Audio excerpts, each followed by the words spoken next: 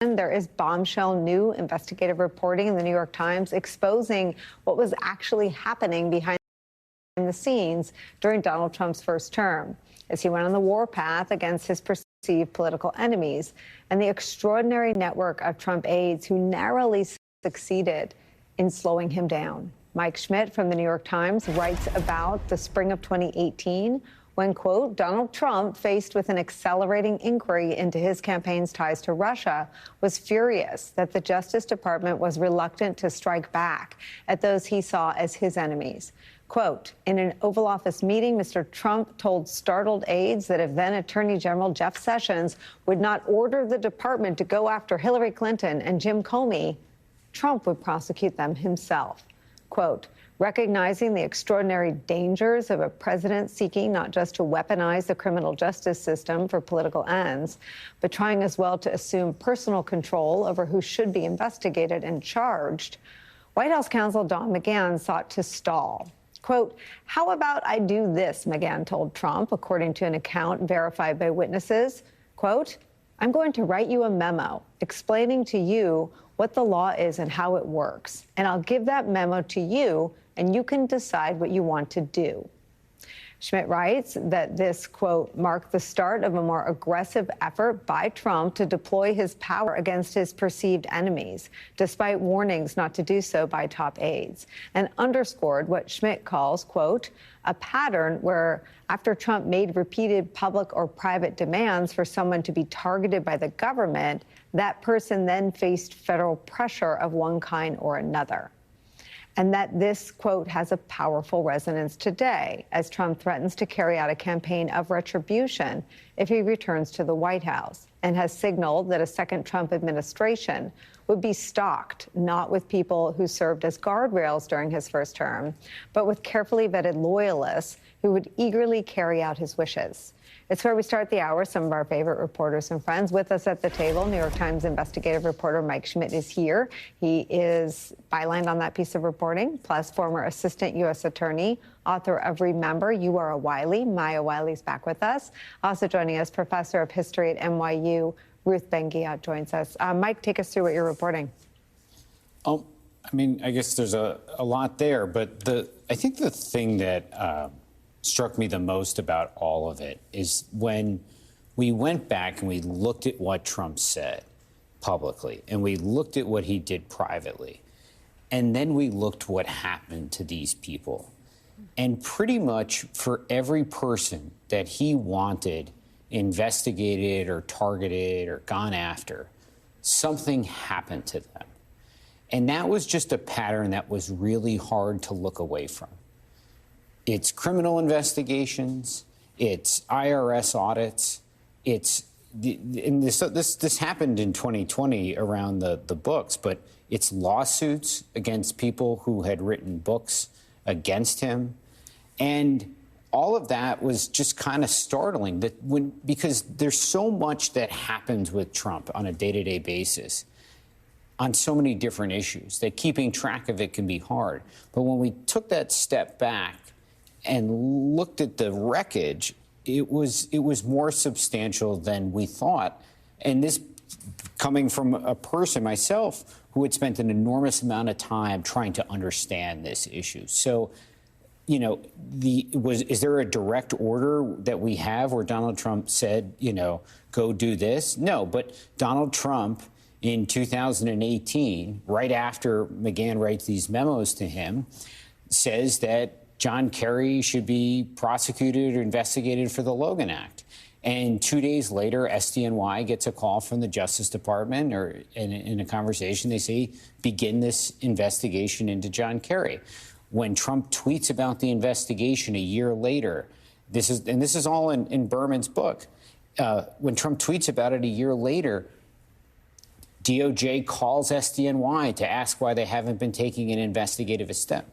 There's a unique type of power that Trump was able to use, this sort of public and private pressure, where he could say things publicly, he could get them into the ether, he could, behind the scenes, push on aides, push on the attorney general. And by the end of it, you have Hillary Clinton that has to sit down with John Durham with her lawyer, David Kendall, next to her and answer all these crazy questions about Clinton 2016 Russia conspiracy theories. So everyone, we kind of start this reporting. We say, OK, well, what's he going to do if he come back? Got this Marco Rubio quote where Marco says, the only vengeance he's going to seek is, making America great again. He's not going to go after his political opponents. And what we said was, well, actually, it already happened. And it happened in a more substantial way than we thought. And that's why we wrote as much as we did about it. Why did they write memos?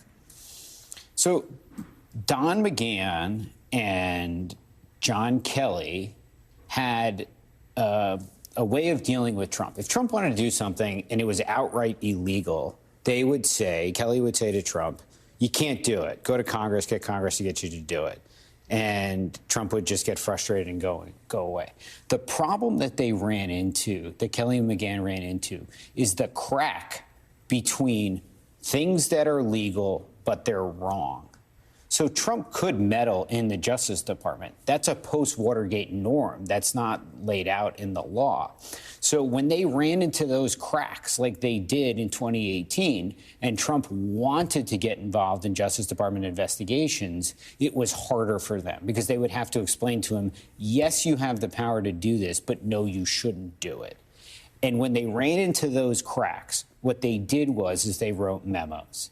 And McGahn's office wrote these memos, in this instance, to Trump about why intervening in Justice Department investigations is a bad idea, including telling him in the memo, in one of the drafts of the memos that we have, that a consequence of this could be at the ballot box. You could lose at the ballot box. You could be impeached because of this, because of all of this. And what happens is that they write these memos, and it's given to Trump. And it's hard to think that Trump read a 12-page memo about, the sensitivities of the post-Watergate norms of the line between the White House and the Justice Department.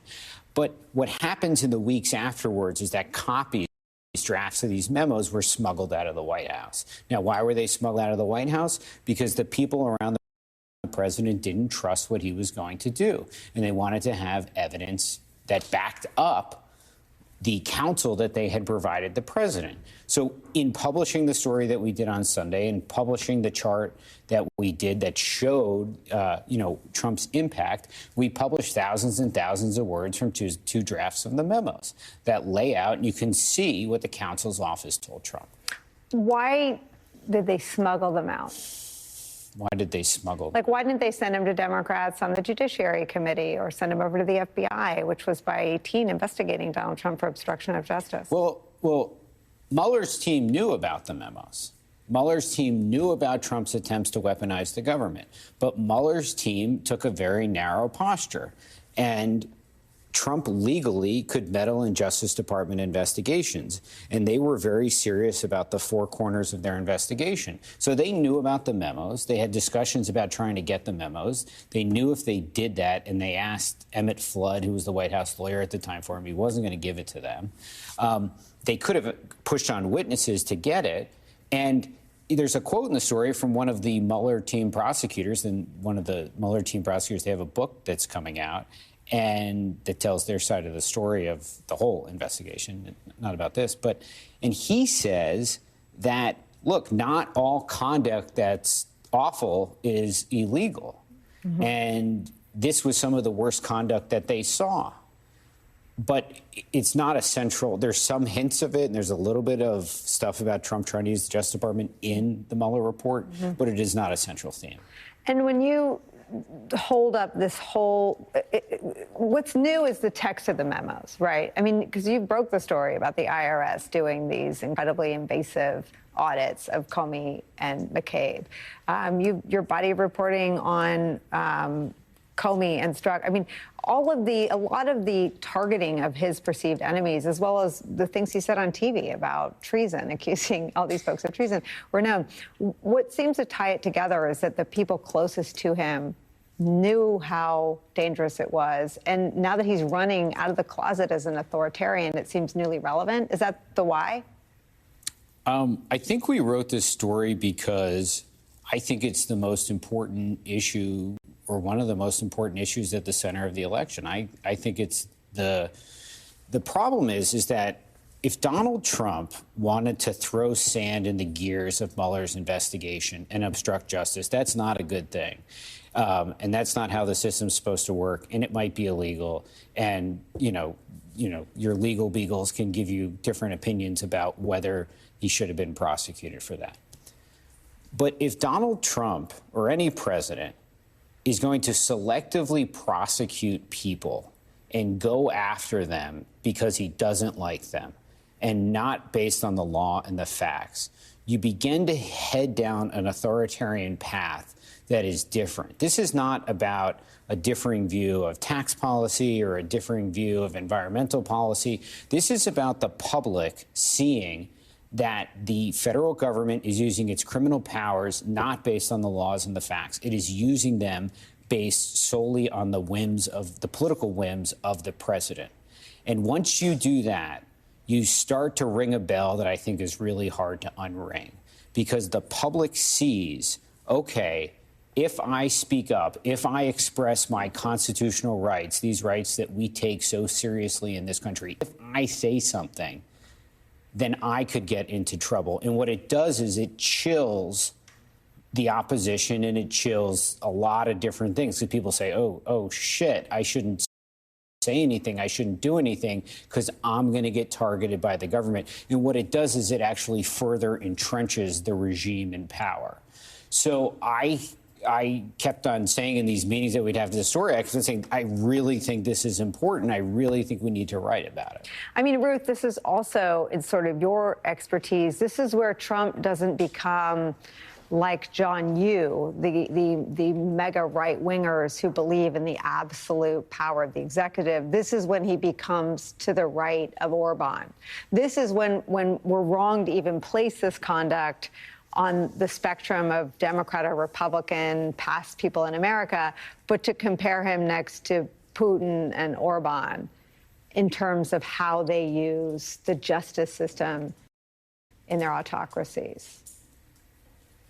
Absolutely. And this terrific reporting by Michael and everything he said, just, this is what authoritarians do because they personalize power.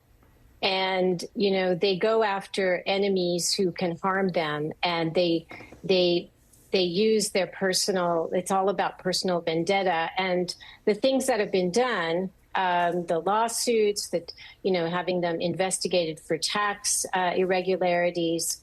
Also, one could say that, attempts at defamation suits, all of this legal and other harassment is supposed to not only serve as an example to give others a pause before they speak out, as Michael said, but also to, show that there are no limits to what the executive will do when he has personalized power. So this is exactly what we find in Orban's Hungary, and Erdogan in Turkey is a huge practitioner of similar things. And the last thing is that even if they don't succeed, and here we have a Kremlin tactic, the idea is to smear your target with the appearance of wrongdoing. Even if they are unable to make their, investigation stick and nothing comes out of it, the information warrior, which Trump is, has already done his job by getting the headlines that this person is being investigated. So we always have to think about